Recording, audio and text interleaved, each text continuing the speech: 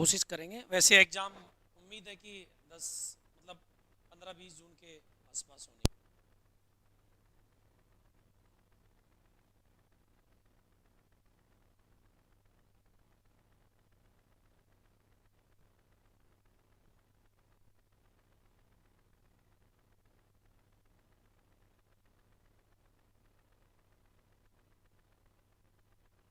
तो कल कहाँ तक हो गया था? अच्छा, क्वेश्चंस दिए देना तो कर लिए होंगे क्वेश्चंस तो। चलिए करेंगे डिस्कस उनको भी। हाँ, तो हम लोग वैसे सॉल्यूशन पे बात कर रहे थे ना, solution of a differential equation,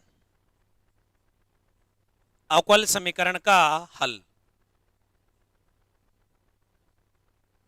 differential equation.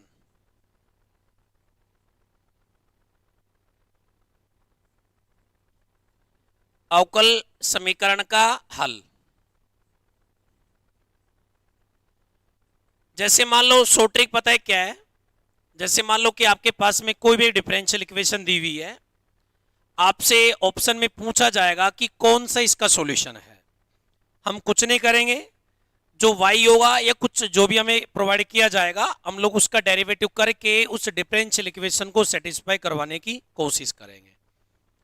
अगर डिफरेंशियल इक्वेशन सेटिस्फाई होगी तो वो हमारा सॉल्यूशन बन जाएगा, अदरवाइज हम उसको कैंसिल आउट कर देंगे। बात क्लियर है? ठीक है ना? तो मैंने कल क्या लिखवाया था कि हमारे पास में कोई भी एक कॉन्टिन्यूअस फंक्शन है, हमारे पास में कॉन्टिन्यूअस फंक्शन है, हमारे पास में जैसे मान लिया हमने फाई एक्स है, क्योंकि सीधी सी बात है, जब भी आपके पास में कोई एक डिफरेंशियल इक्वेशन होगी, सोल्व करोगे तो आपको y इक्वल टू, अगर dy अपॉन डी एक्स जैसे होगी तो y इक्वल टू मिलेगा ना। तो y इक्वल टू जो है हमारा, वो क्या है, हमारा एक कॉन्टिन्यूअस फंक्शन आएगा। ठीक है ना? उसकी कहानी ये है कि सबसे पहली बात कि डिफरेंशियल इक्वेशन में जितने डेरिवेटिव हैं वो सारे उसके लिए एग्जिस्ट होने चाहिए। दूसरी बात, वो कॉन्टिन्यूअस फंक्शन उस डिफरेंशियल इक्वेशन को सेटिस्फाई करना चाहिए। ये दो चीजें होती है, चलेगा। तो ये डेफिनेशन हमारी हो गई थी। अब हम लोग इसी में इंक्लूड होते हैं और हम लोग डिस्कशन करते हैं टाइप्स ऑफ सॉल्यूशंस के बारे में। अलोके प्रकार, टाइप्स ऑफ सॉल्यूशन, हलों के प्रकार। चलिए, और आप लोग सुनने की कोशिश करेंगे। यहां हम लोग जर्नली 3 टाइप पढ़ते हैं। एक हमारा जनरल सॉल्यूशन, जिसे हम लोग व्यापक हल बोलते हैं या सामान्य हल भी बोल देते हैं बहुत बार। ठीक है ना? वैसे व्यापक हल बोलना ज्यादा ठीक रहेगा। हमारा सॉल्यूशन जो होता है हमारे पास में, हम लोग उसको कंप्लीट प्रिमिटिव भी बोलते हैं, पूर्ण पूर्ववर्ग। क्या बोला मैंने? जो सॉल्यूशन होगा हमारा डिफरेंशियल इक्वेशन का, जो सॉल्यूशन होगा ना, हम लोग उसको सॉल्यूशन भी बोल सकते हैं और कंप्लीट प्रिमिटिव भी बोल सकते हैं, पूर्ण पूर्ववर्ग भी बोल सकते हैं।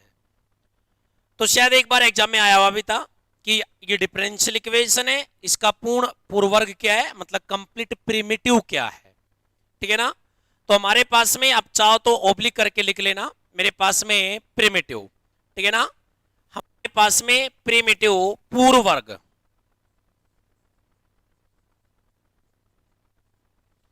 क्या बोला हमने यहां से, पूर्ववर्ग।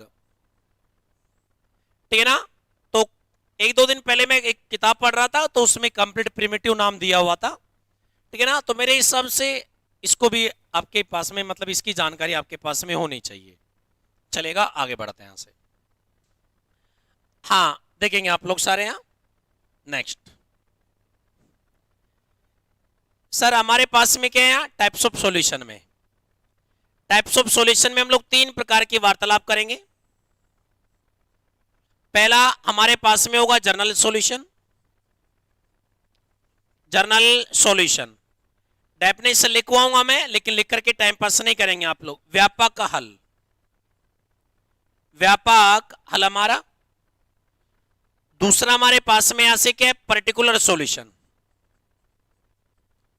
पर्टिकुलर सॉल्यूशन हमारे पास में यहां विशिष्ट हल, विशिष्ट हल।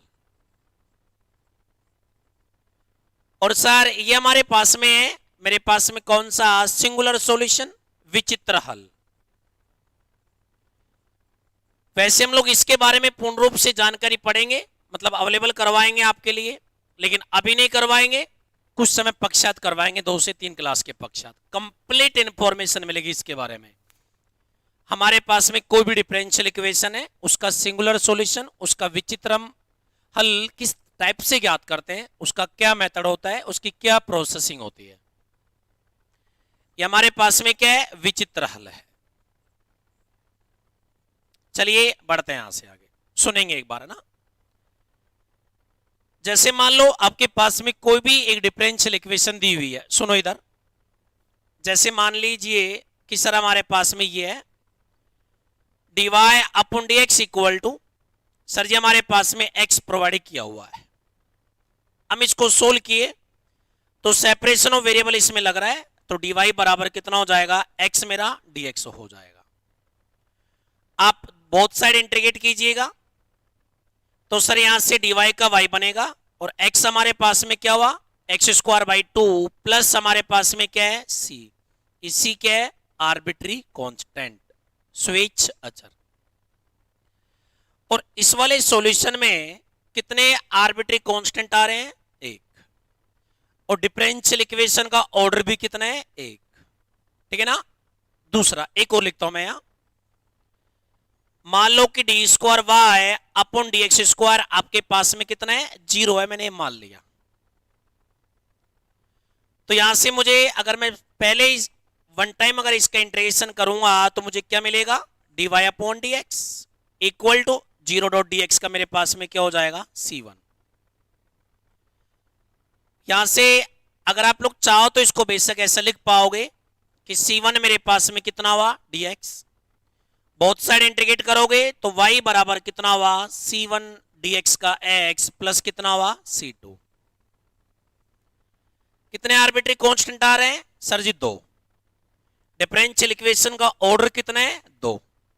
तो हमने यहां से एक बात देखी कि सर जी हमारे पास में डिफरेंशियल इक्वेशन का एक सॉल्यूशन,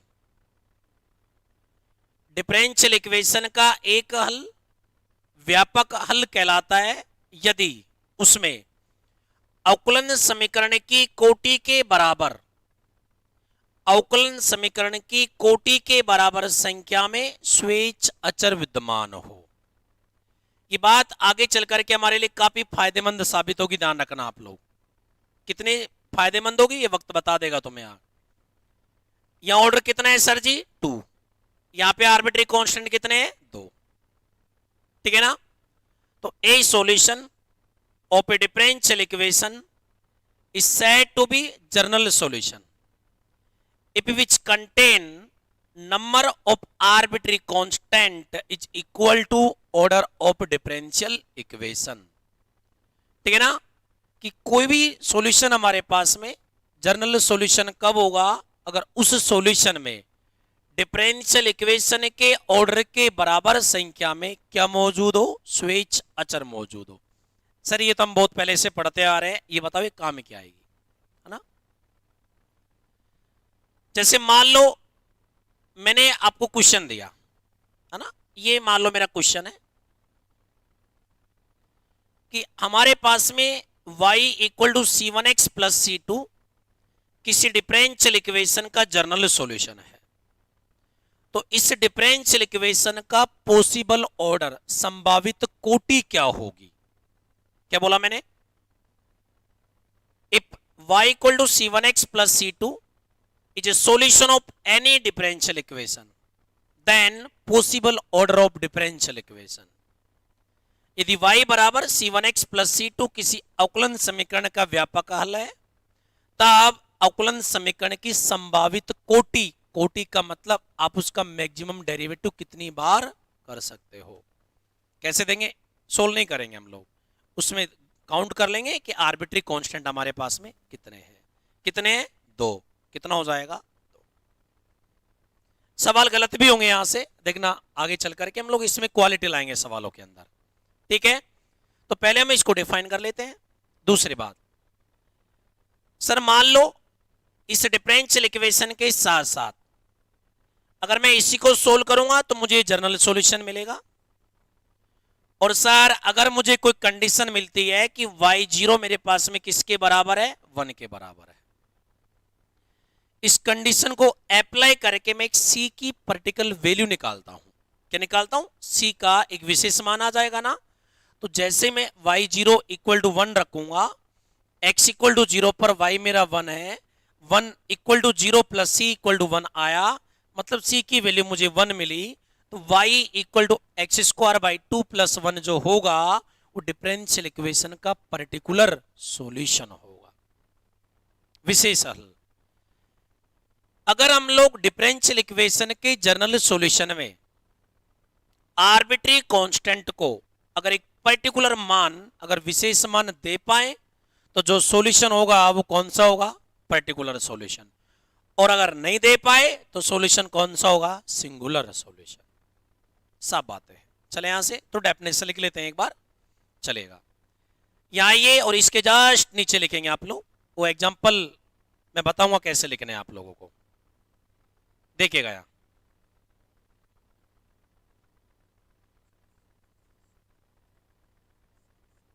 हाँ, ए सॉल्यूशन, ये ऑनलाइन में कई चीजों का ध्यान और रखना पड़ता है। ए solution of a differential equation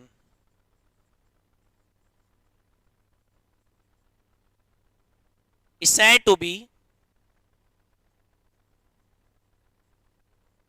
said to be general solution if which contain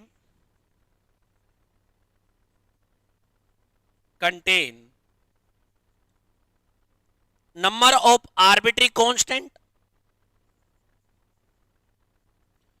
number of arbitrary constant. Hindi medium वाले भी इंग्लिश लिख लो, भले पढ़ना मत पर लिख लो। Number of arbitrary constant is equal to order of differential equation.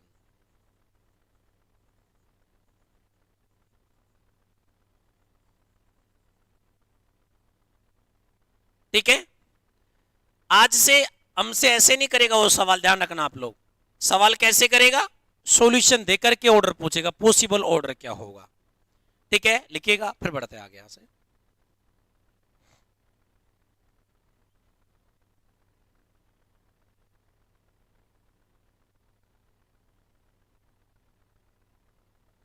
चलेगा। तो सार हिंदी में अवकल समीकरण का एक हल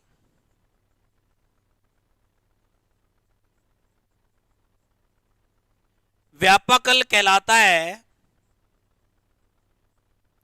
व्यापक हल कहलाता है। इतनी क्यों लाए हो यार, पिएंगे नहीं इसको थोड़ी सी भी। व्यापक हल कहलाता है यदि यदि यदि व्यापक हल में, यदि हल में अवकल समीकरण की कोटि के बराबर संख्या में, अवकल समीकरण की कोटि के बराबर संख्या में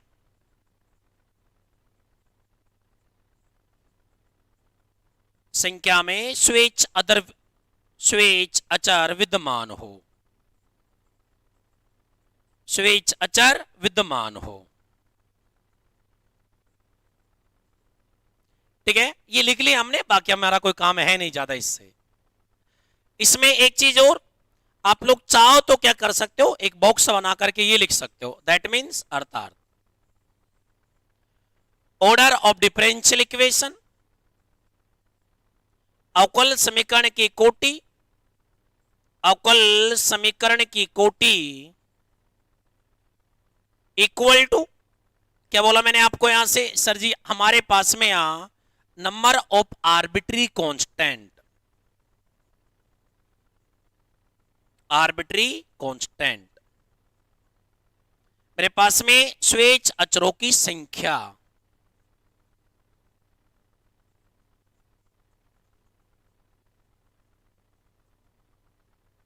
है ना, उस सॉल्यूशंस की बात हो रही है, ध्यान रखना आप लोग। चलेगा, इसके जस्ट नीचे आप लोग ये वाला एग्जांपल लिखोगे यहां।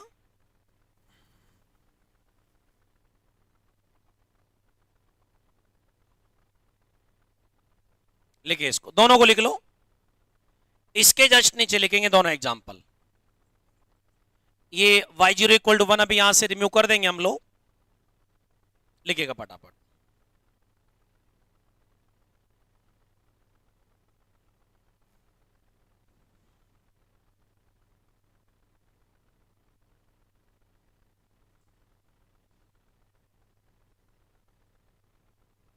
लिखने में फुर्ती रखना थोड़ी सी।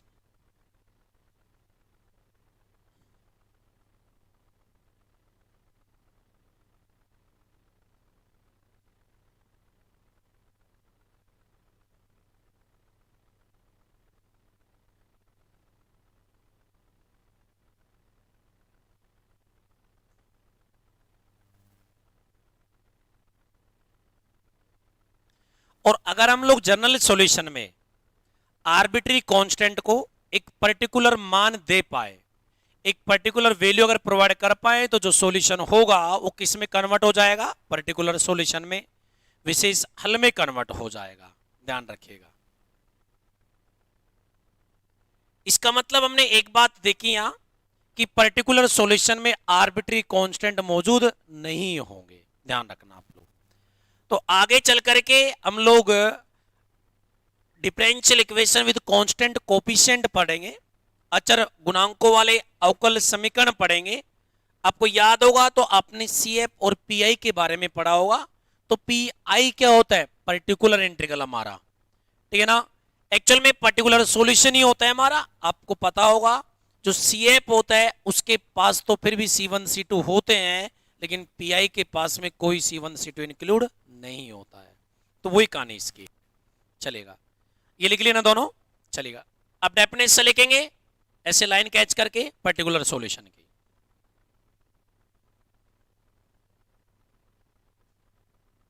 हाँ जी,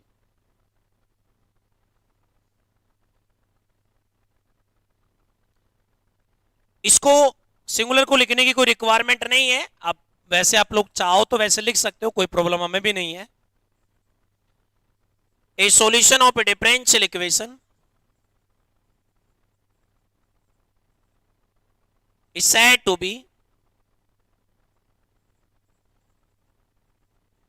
said to be particular solution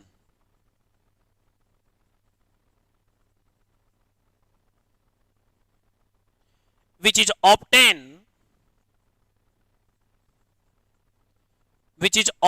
from general solution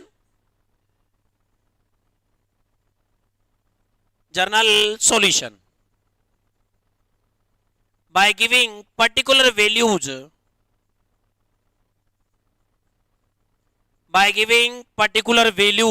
of arbitrary constant,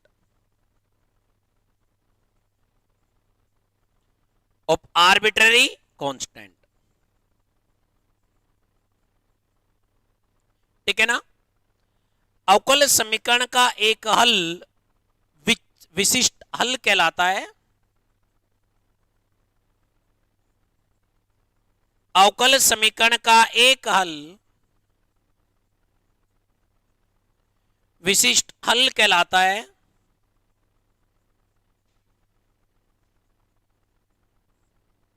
यदि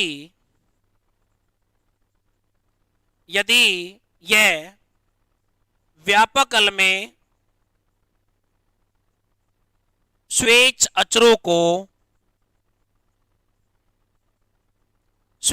अचरों को विशिष्ट मान देने पर प्राप्त होता है। विशिष्ट मान देने पर प्राप्त होता है।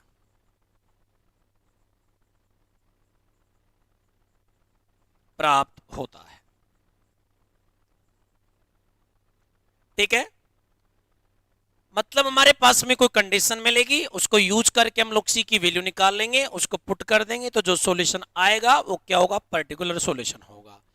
क्योंकि हमने जनरल सॉल्यूशन में कंडीशन का यूज करते हुए आर्बिट्री कांस्टेंट को एक विशिष्ट मान दे दिया, एक पर्टिकुलर वैल्यू प्रोवाइड कर दी। ठीक है, इसके डेफिनेशन लेकर के छोड़ देंगे इसको, अभी हम लोग ना पर्सनली पढ़ेंगे उस टॉपिक को हम लोग, क्योंकि उसका एक सवाल जनरली एग्जाम में पूछ लेता है, आरयू एंट्रेंस में, तो सीयू सेट में भी पूछ सकता है। हाँ, डिट्टो यही डेफिनेशन लिखेंगे, बस क्या परिवर्तन करेंगे आप, विच इज नॉट ऑब्टेन, केवल नोट लगा लो बीच में, या आपने सीख लिया होगा आप उसके अकॉर्डिंग भी लिख सकते हो, ठीक है ना। इस सॉल्यूशन के लिए लिख लो तुम लोग, है ना, गड़बड़ी कर दोगे वरना। विशिष्ट, ये इसमें सिंगुलर सॉल्यूशन में लिख लो, जो विशिष्ट अला आपने लिखा है उसमें बस नोट लगा दो बीच में, तो हमारे पास में जो डेफिनेशन बनेगी वो किसकी बनेगी, सिंगुलर सॉल्यूशन की बनेगी। तो अवकलन समीकरण का एकल विचित्र हल कहलाता है यदि यह व्यापक हल में स्वेच्छ अचरों को विशिष्ट मान देने पर प्राप्त नहीं होता है।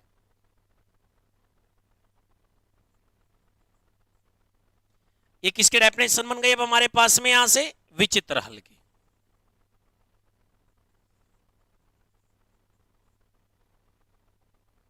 ठीक है, सिंगुलर सॉल्यूशन। चलिए ये तो ठीक है, हमने लिख लिया, डेफिनेशन से लिख लिया ना। अब काम की बात करेंगे हम लोग, यहां ध्यान रखना।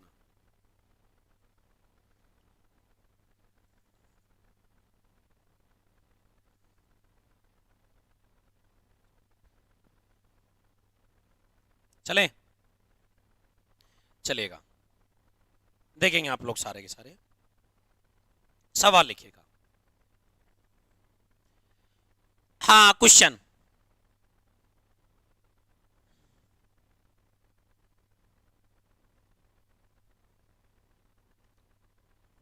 ए y इक्वल टू ए, ई की पावर है मेरे पास में 2x प्लस का हमारे पास में b plus C is A general solution, general solution of any या of a differential equation,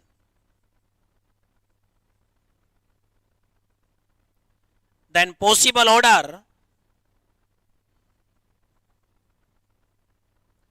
then possible order of differential equation where a, b and c are arbitrary constant.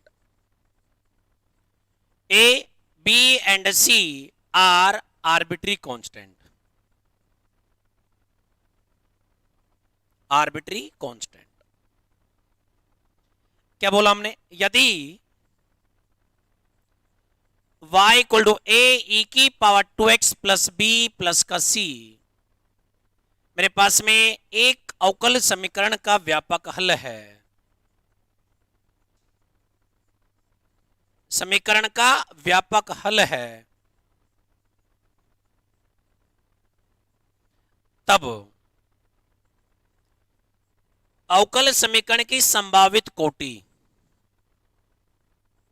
अवकल समीकरण की संभावित कोटि,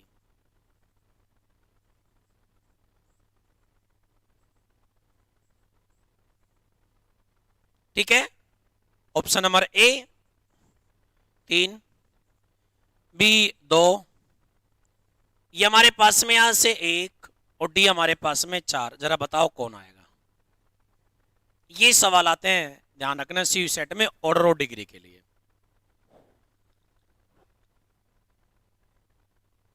हाँ, कचरा नहीं कराऊंगा मैं, पहले बोल दूं, ध्यान रखना इस बात का। थोड़ा सा लेवल मेंटेन करके चलेंगे हम लोग, है ना, क्योंकि अगर थोड़ा सा लेवल रहेगा तो कचरा सवाल तुम लोग रास्ते में चलते हुए भी सोल्व कर लोगे, पढ़ते पढ़ते सवाल आपके सोल्व हो जाएंगे।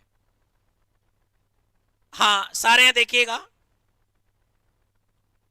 पता है, क्वेश्चन के फेर में फंसना मत।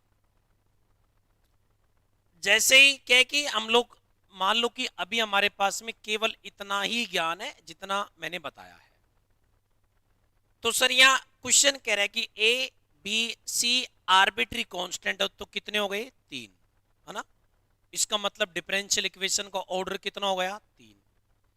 और हम लोग ऐसे खुशी से यहाँ 3 पे टिक करते हुए आएंगे नहीं, और बाहर आकर के दोस्त से मेल मिलाप किया, उसने भी 3 टिक किया, फिर कॉन्फिडेंस आ जाएगा कि हमारा सवाल सही है ना। ऐसा होता है, भले दोस्त को हमसे कम आए वो ठीक है, लेकिन हाँ, जैसे एग्जाम हॉल से बाहर आए, एक सवाल ऐसा था जिसमें तुम्हारा डाउट था, एग्जाम हॉल से बाहर आए, दो तीन दोस्तों से मेल मिलाप किया, उसने उन्होंने उनका आंसर भी यही आ जैसे तुम्हारा था, तो अपने आप में कॉन्फिडेंस नजर आता है, चलो ठीक है, सही है, मतलब अब होगा तो तीनों का ही गलत होगा, और वरना सही होगा तो तीनों का सही होगा ना, गलत है, ठीक है।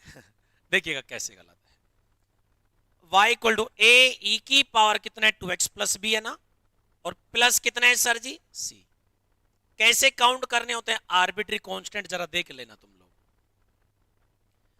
सर यहां से y बराबर a बड़ा e की पावर 2x है, और आपने बोला तो मैं इसको ऐसा लिख दूं, और प्लस हमारे पास में क्या है, c। इन दोनों भाई साहब को मैं एक नया कांस्टेंट नाम दे सकता हूं, तो सर y बराबर मैंने इसको नाम दे दिया d, e की पावर 2x प्लस का c, तो मेरे पास में आर्बिट्री कांस्टेंट क्या बचे भैया, केवल और केवल दो ही बचे हमारे पास में, d और c।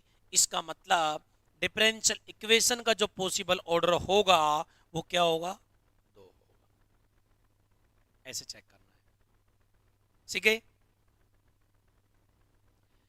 पता है एक बात मैं आपको बता देता हूं, जब हम लोग बीएससी में पढ़ते हैं ना, है ना, मैं स्पेशली राजस्थान के बच्चों की बात कर रहा हूं, सुन लेना एक बार। हम लोग बीएससी में पढ़ते हैं ना, तो इन क्वेश्चन से हमारा दूर दूर तक रिश्ता और नाता नहीं होता है। एक सवाल और आएगा, भी वेट करना आप लोग, है ना, सवाल ही सवाल होंगे आज। डेफिनेशंस वगैरह हमने खूब टाइम पास कर लिया, याद नहीं करने, कहीं रटने बैठ जाओ तुम लोग कि एक अवकलन समीकरण का हल व्यापक हल कहलाता, नहीं नहीं नहीं नहीं, से समझे ना, ये होता है मतलब होता है, आगे देखेंगे। अब ऐसे सवाल है, हमारा इनसे कोई रिश्ता और नाता ही नहीं रहा आज तक। अगर आपने जैम वगैरह की प्रिपरेशन नहीं की हो तो कोई नाता और रिश्ता नहीं होगा, और की है तो फिर तो कोई दिक्कत नहीं होगी। सुनेंगे अब आप लोग सारे, एक सवाल तो मेरा ये है, तो इसको सोल्व करके एक बार टिक कर लो इस पे, फिर हम लोग नेक्स्ट क्वेश्चन पे आएंगे।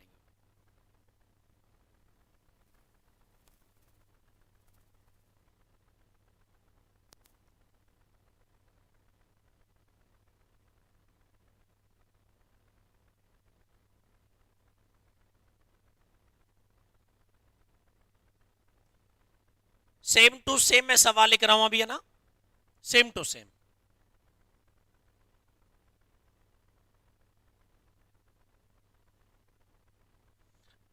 हाँ, ये छाप लिया, चलेगा, देखेंगे आप लोग सारे। लिखने में थोड़ी सी स्पीड रखना, और लिखने से ज्यादा सुनने पर विश्वास रखना।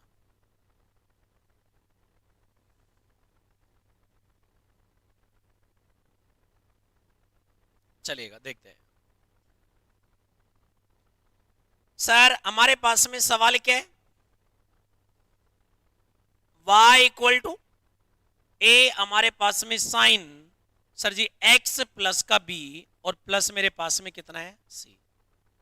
एक ही है सर जी, ये 2x दे लो साथ में, कोई दिक्कत नहीं है हमें, 2 तो कांस्टेंट है, ध्यान रखना भाई, उसकी वैल्यू में पता है, आर्बिट्री थोड़ी ना है वो। y इक्वल टू ए मेरे पास में साइन 2x प्लस बी, और प्लस कितना है हमारे पास में c, c पर्सनली ऐड हो रहा है, ध्यान रखना। बताइए इसका ऑर्डर क्या होगा। हाँ, एक बार आप लोग इधर आ जाएंगे सारे के सारे, ऐसा कोई सा भी सवाल आए थोड़ा सा उसको सोल्व करने का प्रयास जरूर करना, वरना गलती कर बैठ जाओगे। देखिए क्या आया, सर y इक्वल टू ए, मेरे पास में साइन या 2x प्लस बी, और भैया कितना है यहाँ c है, ठीक है। देखिएगा इधर, इधर देख लो आप लोग, कोशिश करते हैं कि सर आर्बिट्री कांस्टेंट कम हो जाए क्या, नहीं होंगे तो जो आंसर हमारा आएगा हमें उसको स्वीकार करना पड़ेगा। सर y इक्वल टू मेरे पास में a, साइन हमारे पास में a प्लस बी का सूत्र, साइन a मेरा कोस बी होगा, प्लस हमारे पास में कोस a, और सर जी कितना होगा साइन b, और प्लस कितना है c। y equal to a मेरा बड़ा, मैंने क्या किया, a कोस b को मैंने साथ में अटैच कर दिया, ये हमारे पास में साइन 2x है, ये cos 2x है मेरा, और a डॉट मैंने साइन b को अटैच कर दिया, और प्लस कितना है c। इसको मैंने c1 नाम दिया, इसको मैंने c2 नाम दिया। अभी भी हमारे पास में तीन ही कांस्टेंट मिल रहे हैं, तो हमारे पास में डिफरेंशियल इक्वेशन का पॉसिबल ऑर्डर क्या होगा? तीन होगा। लिख लीजिए इसमें। हाँ, अगर बाई चांस मान लीजिएगा अगर a cos b a sin b में मर्ज हो जाता, तो ध्यान रखिएगा इसका जो पॉसिबल ऑर्डर होता रिड्यूस हो जाता।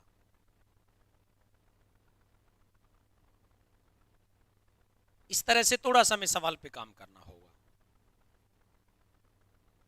चलिएगा एक सवाल और, है ना, ऑर्डर एंड डिग्री का है, आसान सवाल है ना, मुझे विश्वास है तुम लोग कर लोगे बहुत जल्दी।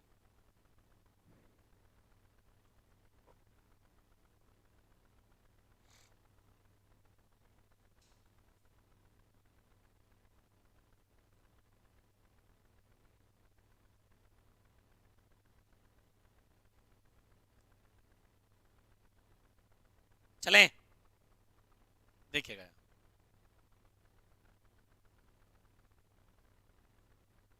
एक सवाल और,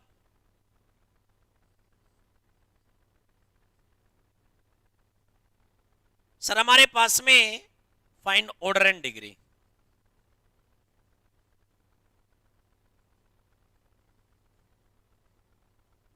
of the following differential equation.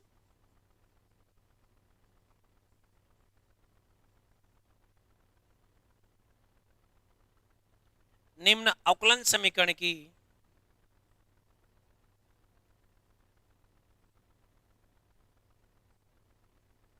कोटि एवं घात ज्ञात कीजिए। मैंने आपसे कल भी बोला था, माइंडेड इंसान दिमाग लगा जाएगा, घात एवं कोटि पूछ लेगा तुमसे, वो ऑर्डर एंड डिग्री के स्थान पर क्या पूछ लेगा? Degree and order.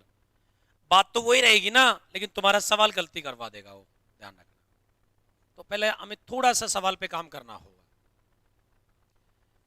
D square upon D x square और D square Y D x square की पावर है -3/2।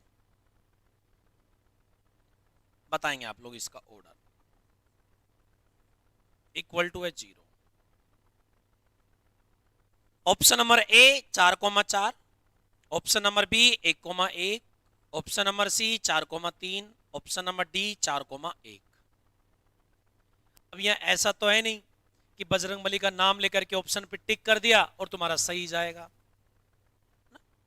किस्मत भी हमेशा साथ नहीं देगी, ध्यान रखना। ये आर्मी एंट्रेंस में आया हुआ सवाल है, ध्यान रखिएगा। ठीक है, अब आप ये बताओगे कि इसका ऑर्डर क्या है ना? मैं सुनिए आप लोग सारे के सारे एक बार, यहां हम लोग को ज्यादा दिमाग नहीं लगाना है, क्योंकि पेपर का लेवल उतना डेंजर आने वाला है नहीं। लॉजिकल सवाल होंगे, बहुत कम लॉजिकल सवाल होंगे, है ना? सर जी हमें है ना इस डिफरेंशियल इक्वेशन का ऑर्डर निकालना है, हमें यही पता है ना। इसका डेरिवेटिव हो रहा है कितने टाइम्स, तो पहले कर दो।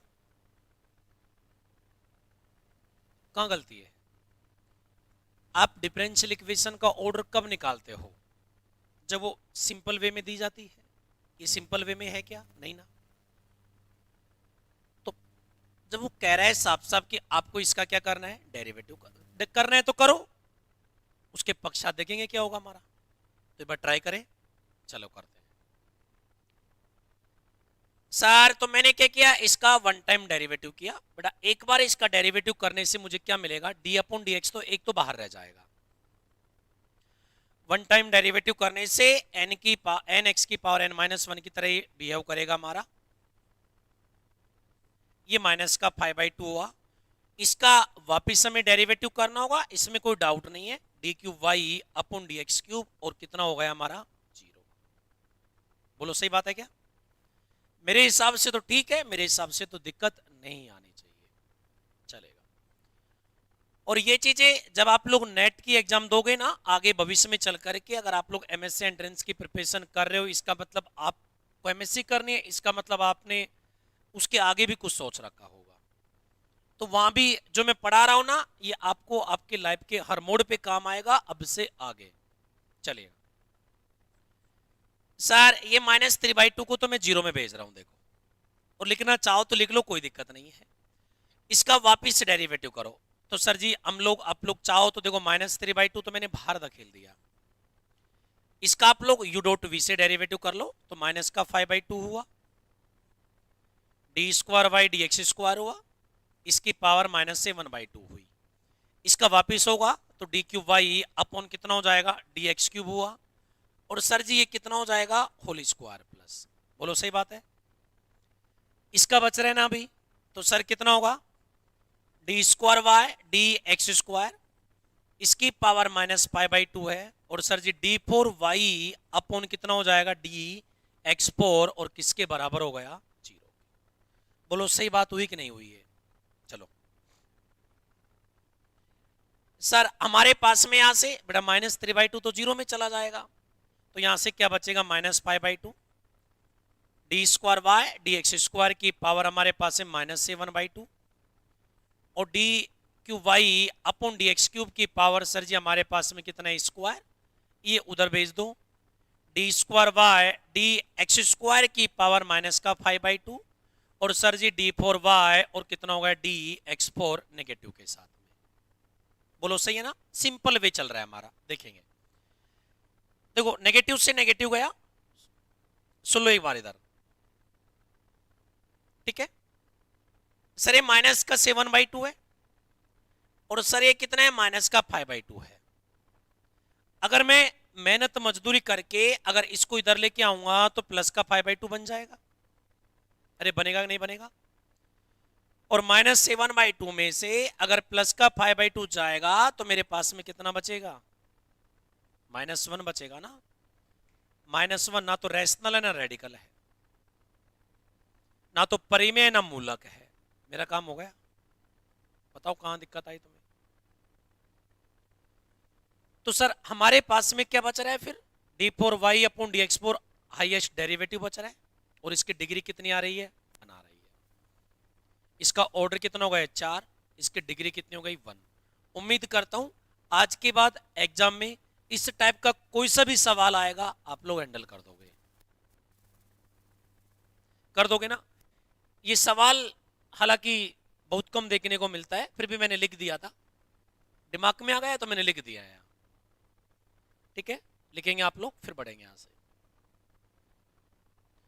तो एक बार सवाल देख लेना अच्छे से, सवाल को परख लेना, एग्जाम में नहीं देखना है। जब आपको असाइनमेंट मिलेगा और जब आपके टेस्ट पेपर होंगे ना, उसके हर सवाल को समय देना है तुम्हें, हर सवाल को समय देना है, ताकि आगे एग्जाम में आपको समय ना देना पड़े, ध्यान रखना।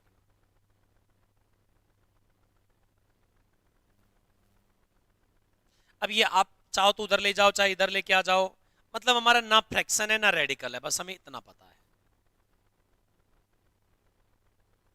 तो सर ऑप्शन नंबर कौन सा हो गया, डी।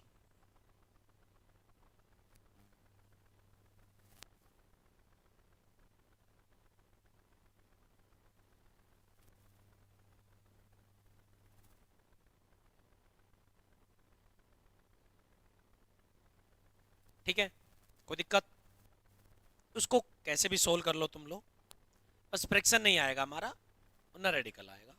-1 बचे चाहे +1 बचा, वो तुम्हारी इच्छा है।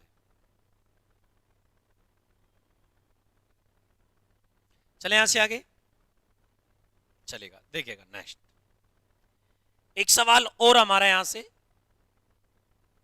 एक सवाल और हमारे यहां से भैया, क्वेश्चन मेरा,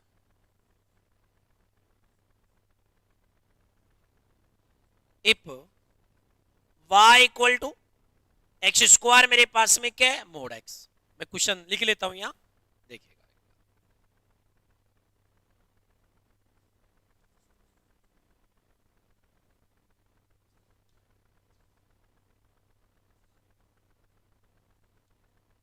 हाँ, if y equal to x² mod x is a solution of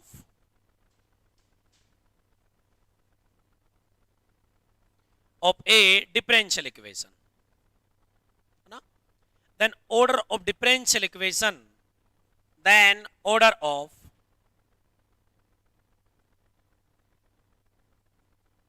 differential equation is at most.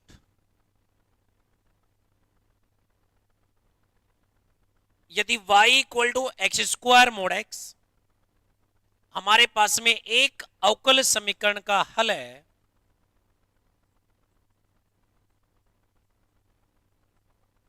तब हल है तब अवकल समीकरण की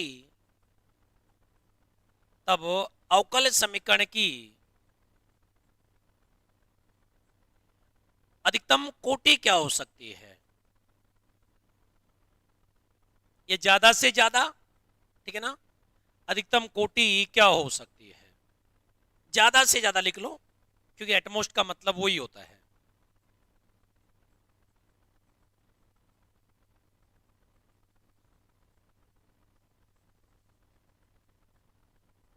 वैसे ये हिंदी में थोड़ी सी लैंग्वेज का सिस्टम देख लेना आप लोग, पढ़ना आपको इंग्लिश में है वैसे। हाँ चलिएगा, देखेंगे आप लोग। यहाँ option number a 1, b 2, c 3 और डी हमारे पास में कितने? None of these. ये जब ऑप्शन आता है ना तो थोड़ा सा गहनता से अध्ययन करना। नन ऑफ दीज जब ऑप्शन आता है ना तो थोड़ा सा गहनता से अध्ययन करना आप लोग, मैं पहले बोल दूं। चलेगा, चेक करते हैं। देखिए हमारे पास में ना ये 2-3 वर्ड होते हैं। एट लिस्ट पहला है ना, पहले तो हम लोग ये जो वर्ड आ रहा है एटमोस्ट उसके ऊपर चर्चा कर लेते हैं थोड़ी सी।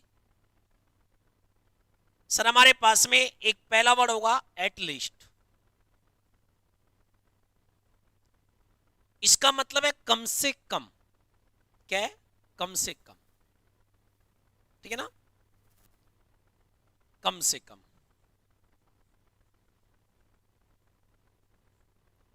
और एट मोस्ट का मतलब क्या है? ज्यादा से ज्यादा।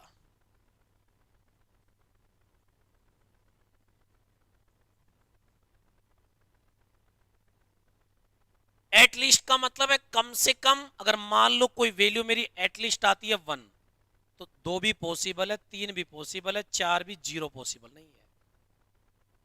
समझे आप लोग क्या बोला मैंने?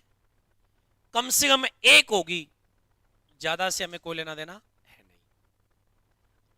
0 नहीं होगी, वरना 0 फिर एटलीस्ट बन जाएगा, सीधी सी बात।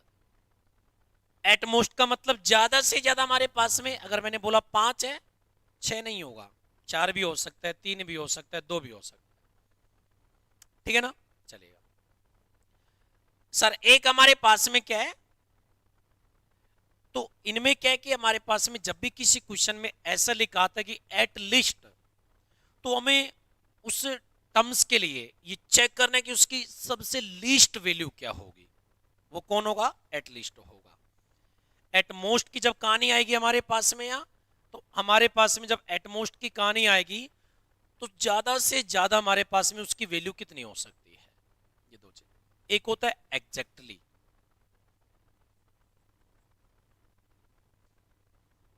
यथार्थ, इतने ही होंगे, ना कम ना ज्यादा। 3 मतलब 3 ही है, ना 2 ना 4। एग्जैक्टली आपके मम्मी पापा के आप एग्जैक्टली 3 भाई बहन हो, ठीक है ना। एग्जैक्टली मतलब 3 मतलब 3 ही है। अगर मैं इसमें एटलीस्ट और एटमोस्ट लगा दूं तो चेंज हो जाएगा ना मामला हमारा। चलेगा। अब इसमें क्या है कि वैसे और भी वर्ड आते हैं, लेकिन तुम्हारा उससे कोई रिश्ता और नाता है नहीं। इनफिनाइटली मैनी, फाइनाइटली मैनी, है ना, लेकिन वो आप लोग छोड़ सकते हो, उससे कोई आवश्यकता नहीं। जब आएगा किसी क्वेश्चन में तो डिस्कस कर दिया जाएगा। हाँ बताइए इसका ऑर्डर कितना होगा? देखिएगा, जो मैं कह रहा हूं ना वो सुनिए आप लोग। हमारे पास में एक सॉल्यूशन दिया हुआ है। क्या दिया हुआ है? सॉल्यूशन। सही बात है। वो कह रहे कि आप ये बताइए कि आप ना एटमोस्ट इसका ऑर्डर कितना हो सकता है? एटमोस्ट, है ना। अगर यहां से मेरा सवाल ये कहता कि पॉसिबल ऑर्डर, एक भी होता, दो, मतलब जो आंसर आएगा उससे कम भी होता। सुनना सारे के सारे सवाल more than one correct answer के कैसे आएंगे। इसी सवाल के साथ में अगर मैं खिलवाड़ कर दूं कि पॉसिबल ऑर्डर, संभावित कोटि क्या क्या होगी, ये डिस्कस करेंगे हम लोग अभी, है ना। मान लो कि मेरे पास में मैक्सिमम ऑर्डर कितना आया, 3 आया। एटमोस्ट ज्यादा से ज्यादा कितना आया, 3। तो एक भी पॉसिबल है, दो भी पॉसिबल है। एक भी हमारा आंसर होता, दो भी हमारा आंसर होता, और 3 भी हमारा आंसर, 4 हमारा आंसर नहीं होता। पॉसिबल में ध्यान रखना आप लोग। चलेगा, ठीक है, यहां देखेगा। तो सर वो ठीक है, वो आपने सारी बातें बता दी, हमारे सब कुछ अच्छे से समझ भी आ गया होगा। पर ये बताओ कि इसका ऑर्डर निकालेंगे कैसे हम लोग। इंपॉर्टेंट बात ये है, काम की बात करो आप। चलेगा, तो काम की बात सुनेंगे। y equal to x square मेरे पास में क्या है, मोड x है। इधर ऑर्डर क्या होता है, डेरिवेटिव। मैक्सिमम हाईएस्ट डेरिवेटिव आप लोग कितना कर सकते हो, हाईएस्ट डेरिवेटिव, उच्चतम अवकलज कितना कर सकते हो। इसका मतलब मुझे इसका डेरिवेटिव करना पड़ेगा, y dash double dash triple dash y times derivative करना पड़ेगा ना। और मैं चेक करूंगा कि मैं मैक्सिमम कितना कर सकता हूं। ये बात कहीं ना कहीं फेल होगा या नहीं होगा, वो वक्त बताएगा तुम्हें। चलिएगा, देखिएगा। सर मोडेक्स की कहानी आपको पता है, मोडेक्स की कहानी पता है ना आपको। तो सर हमने क्या किया, इसको मैंने मोडेक्स से गुना कर दिया, ये हमारा माइनस एक्स होगा। इफ यदि x मेरे पास में क्या होगा, नेगेटिव होगा, ये हमारे पास में पॉजिटिव x होगा। इफ यदि x हमारे पास में क्या होगा, greater than and equal to 0 होगा। बोलो हाँ या ना। एक्स स्क्वायर इसे मल्टीप्लाई कर दो, एक्स क्यूब मेरा यहां,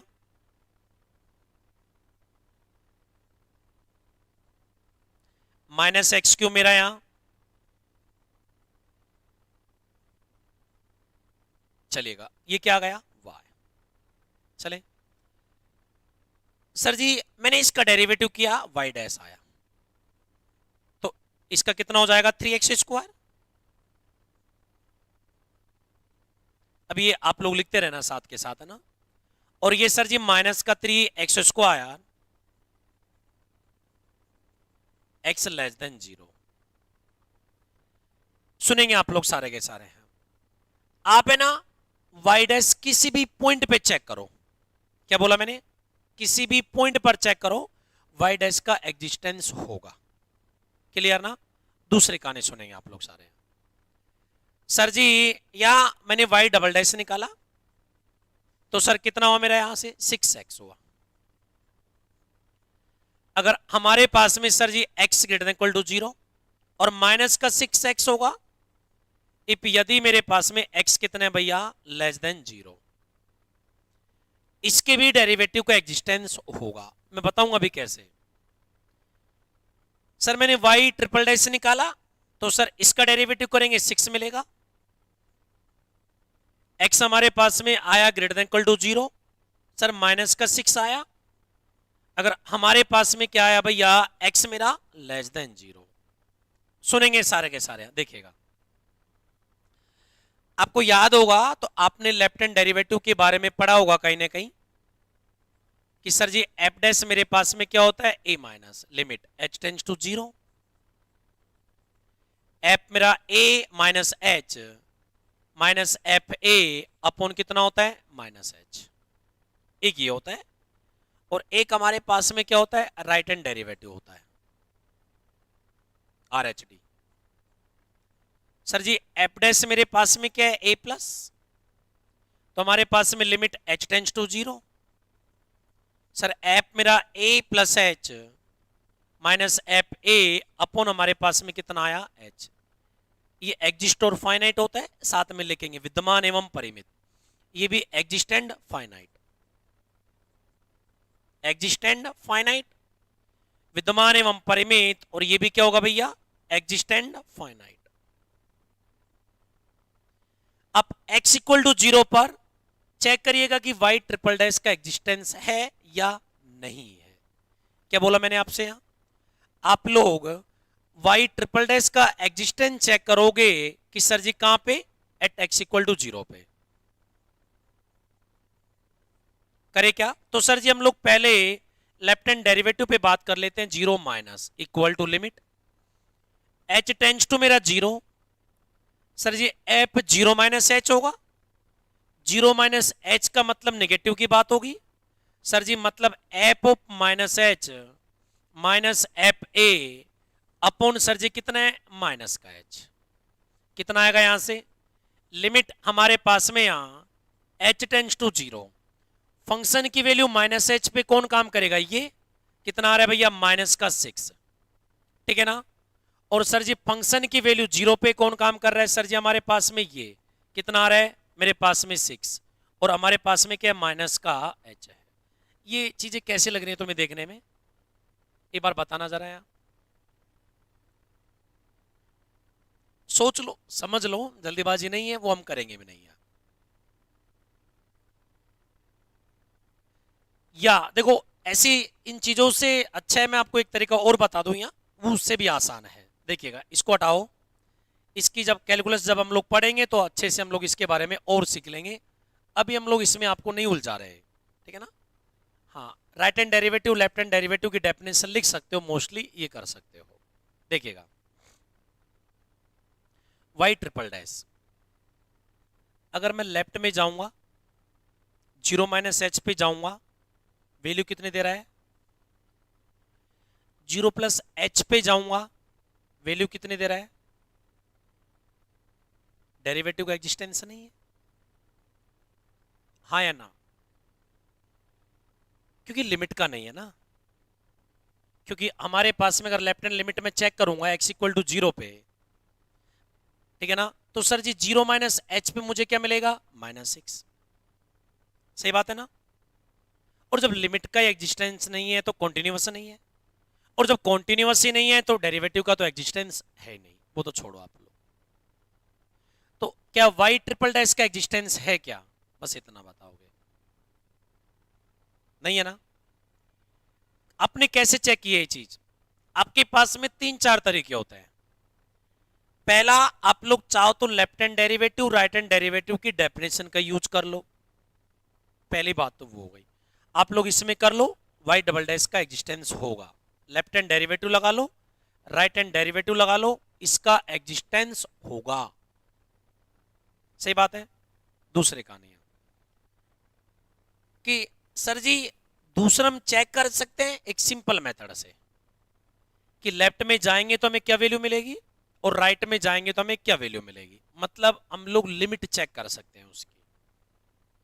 जब हमने ये देखा कि जो वाई ट्रिपल डैश है ना, कि सर हमने इसका डेरिवेटिव तो चलो ठीक है कर दिया, लेकिन चेक तो करेगी पॉसिबल है या नहीं है। उसके लिए मैंने x इक्वल टू 0 पर इसकी लिमिट को चेक किया। किसको चेक किया, और सर x इक्वल टू 0 पर हमने देखा कि इसकी लिमिट का एग्जिस्टेंस है ही नहीं, बोलो हाँ या ना। तो जरा मैं आपसे बस इतनी सी बात पूछना चाहूंगा, बस कि आप ये बताओ कि क्या मैं यहां y ट्रिपल डैश का एग्जिस्टेंस करूं या y मेरे पास में 4 का एग्जिस्टेंस ना करूं, किसका एग्जिस्टेंस ना करूं, ये बताओ।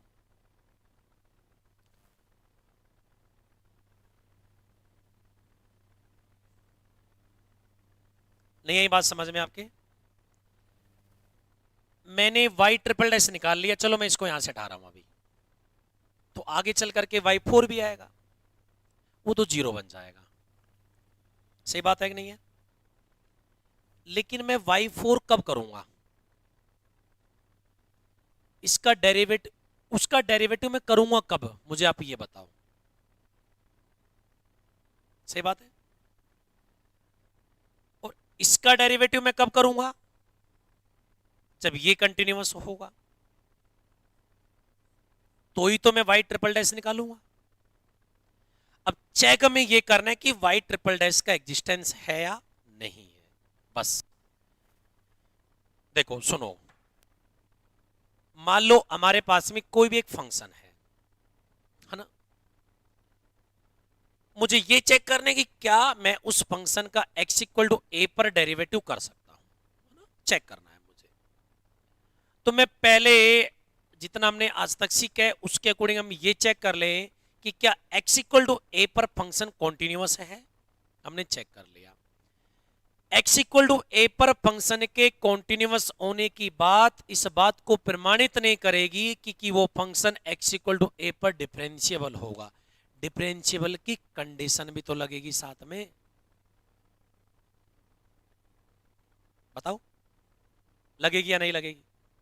बिल्कुल लगेगी। तो वही कहानी इसके साथ है।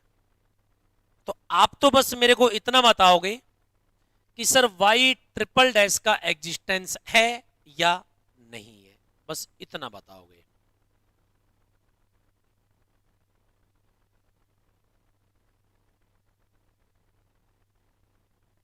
सोच लो।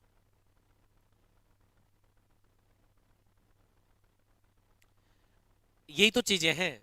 और ये तो वैसे जैम का क्वेश्चन है, जैम में आया हुआ सवाल है।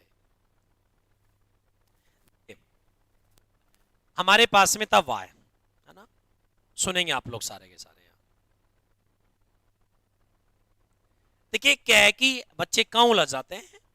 देखो मेरे पास में वाई डबल डैश है, अगर आप चाहो तो क्या मैं 6 को बाहर निकाल लूं यहां से, और 6 जैसे बाहर निकलेगा तो x और माइनस एक्स बनेगा, और वो किसकी डेफिनेशन है? एक तरीका ये है। तरीके देखो तुम लोग, तुम्हारा माइंड जहां जिस तरह से काम कर जाए उसको अटैच करवा दो तुम लोग। सही बात है कि नहीं है? और अगर मैं आपको कोई भी फंक्शन देता हूं एफ एक्स बराबर मोड एक्स, क्या आप इसका डेरिवेटिव करोगे क्या जीरो पे? नहीं ना, होता ही नहीं है, करेंगे कहां से हम लोग? डेरिवेटिव का एग्जिस्टेंस नहीं होगा ना। तो अगर मैं इसको एफ एक्स मानूं और एफ एक्स बराबर 6 डॉट मोड ऑफ एक्स है, तो क्या मैं एफ एक्स का डेरिवेटिव कर सकता हूं? नहीं ना। इसका मतलब वाई ट्रिपल डैश का एग्जिस्टेंस नहीं। कितने तरीके हो गए? 3।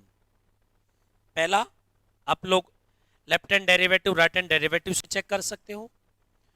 दूसरा तरीका, आप लोग चाहो तो वैसे लिमिट वाले मामले से चेक कर सकते हो, और आप लोग चाहो तो इस वाले तरीके से यूज कर चेक कर सकते हो।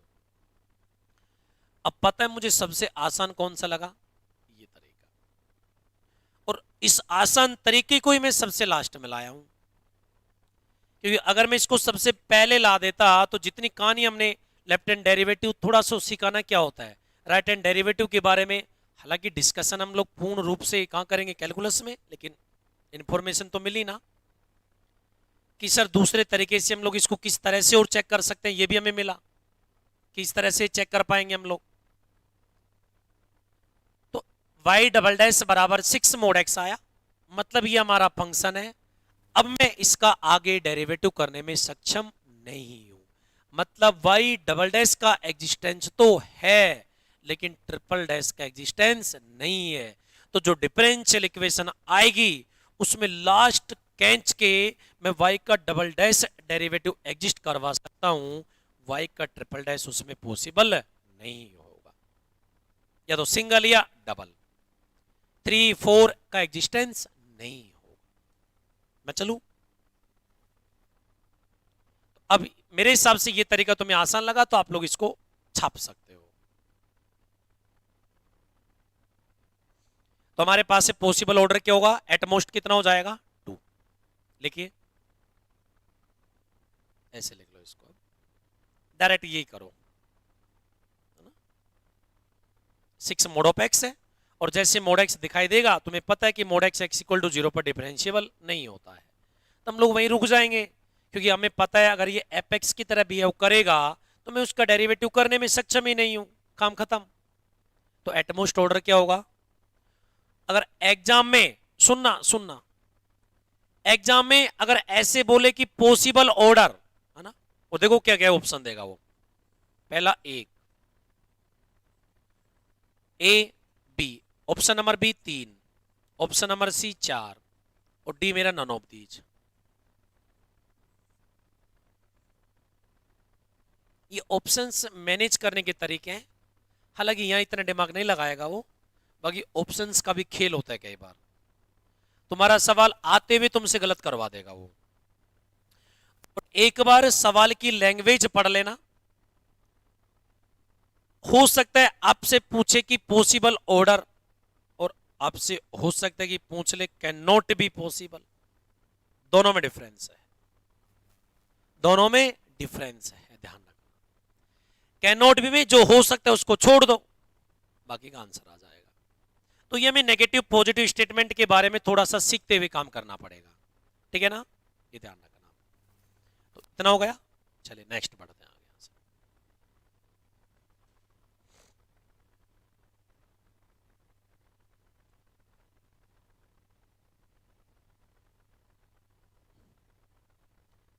मेरे हिसाब से टाइम काफी हो गया होगा।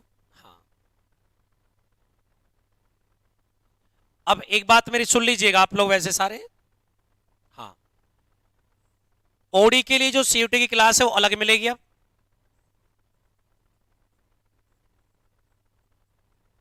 क्योंकि सीयूटी में ये बेसिक था, है ना, और आरयू तो ये कॉन्टिन्यूअस होगा अब हमारा। इसके आगे सीयूटी और हमारे पास में आरयू दोनों डिस्टिंक्ट चलेंगे, बिल्कुल अलग अलग, ठीक है। तो इसके आगे वैसे हम लोग कल से वार्तालाप करेंगे, और कल से जो आपकी लाइव क्लास है वो एप्लीकेशन पे स्टार्ट हो जाएगी। और टाइम देख लो 8:30 से 8:30 से 8:35 के आसपास स्टार्ट हो जाएगी। अभी तक तो मैं रिकॉर्ड करके उसको रिकॉर्ड क्लास तक प्रोवाइड कर रहा था, ठीक है ना, ताकि आप लोग डेमो क्लास ले सको। अब लाइव चलेगी, और लाइव में समय का ध्यान रखना बहुत जरूरी है, ठीक है ना, क्योंकि बच्चा फिर वेट करता रहता है।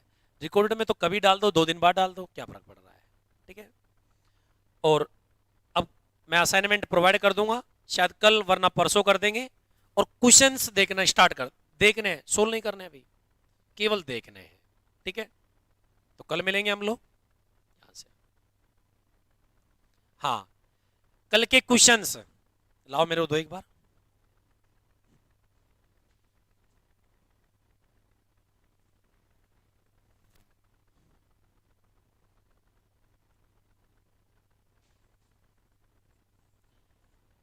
कल वाले क्वेश्चंस में पहला क्वेश्चन तो आसान है, दोनों साइड आप लोग स्क्वायर कर दो। स्क्वायर करोगे तो फ्रैक्शन हट जाएगा, लेफ्ट साइड से हट जाएगा ना। तो हमारे पास में हाईएस्ट डेरिवेटिव कितना हो रहा है इसमें, 2, और स्क्वायर करोगे तो उसकी डिग्री भी कितनी आ जाएगी, 2। तो पहला जो क्वेश्चन था कल का HW आपका, उसमें ऑर्डर भी 2 है और डिग्री भी 2 है। बोलो सही बात है, चलेगा। बी भी ऐसा ही है, मतलब क्वेश्चन नंबर सेकंड 4/3 है ना, तो दोनों साइड क्यूब कर दो आप लोग। क्यूब करोगे तो हाईएस्ट डेरिवेटिव कितना आ रहा है, 2, और क्यूब करने से उसकी पावर कितनी आ जाएगी, 2। तो हमारे पास में 2 कोमा कितना हो जाएगा, 3। तीसरा एक्स स्क्वाड, ये तो आसान है, ये तो कुछ नहीं, लड्डू है ये तो, बस खाने हैं तुम्हें। 2,1 4। सर जी एक्स मेरा डीवाई अपॉन डीएक्स बराबर वाई, अब डीवाई अपॉन डीएक्स से मल्टीप्लाई कर दो, तो एक्स मेरे पास में कितना हो जाएगा, डीवाई अपॉन डीएक्स का whole square equal to y plus मेरे पास में एक्स। भैया सोल्व तो करोगे ना उसको आप लोग। ये वाई हमारे पास में है, वाई के साथ और अभी हमारा डीवाई अपॉन डीएक्स आएगा, और प्लस हमारे पास में कितना है, एक्स। इसका ऑर्डर कितना है, इसकी डिग्री कितनी है। Question number 5, sine y dash, sine y dash और वाई डैश डेरिवेटिव पे पॉलिनोमियल आ रहा है कि नहीं आ रहा है, चेक करना पड़ेगा ना। ऐसा बिल्कुल नहीं है कि सर जी केवल हाईएस्ट डेरिवेटिव पे ही चेक कर रहे हैं, नहीं, ध्यान रखना। थ्रू आउट हमने जो डेफिनेशन दी थी ना, उसमें यही बोला था कि कोई भी डेरिवेटिव हो हमारा, उसकी जो पावर होगी वो फ्रैक्शन फ्री क्या होगी, रेडिकल फ्री। तो जो हमारा जो भी नोट काम करेगा, वो नोट हमारा थ्रू आउट डेरिवेटिव पे काम करेगा। क्या नोट है हमारा, अगर मैं किसी भी डेरिवेटिव को अगर एक्स मतलब पोलिनोमियल की फॉर्म में नहीं लिख सकता, तो गारंटी है उसकी डिग्री डिफाइन नहीं होगी। तो यहां साइन, भाई ऑर्डर तो डिफाइन हो रहा है 3 है, लेकिन डिग्री डिफाइन नहीं है। क्यों नहीं है? साइन वाई डैश की वजह से नहीं है। क्लियर ना?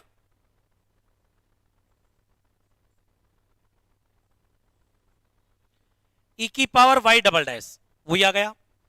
आप ई की पावर एक्स से इसको एक्सपेंड करोगे तो sir ji 1 plus y double dash plus y double dash का स्क्वायर, ये तो आएगा ना।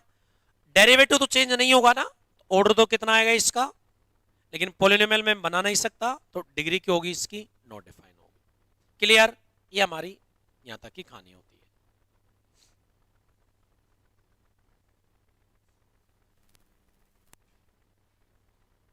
हालांकि मैं एच डब्ल्यू तुम्हें दूंगा नहीं, है ना, मैं इस पे विश्वास करता नहीं हूं। एच डब्ल्यू मैं दूंगा नहीं, वो तो कल दे दिया था क्योंकि क्वेश्चन ही ऐसे थे। असाइनमेंट दूंगा मैं तुम्हें, वो असाइनमेंट ही एच डब्ल्यू है। क्यों पागल बना रहे हो आप हमें? ठीक है ना? ठीक है। और कल से क्लास का टाइम 1.5 आवर्स प्लस ही होगा, मैं पहले बोल दूं। ठीक है ना? बाय बाय, राधे राधे, जय श्री कृष्ण।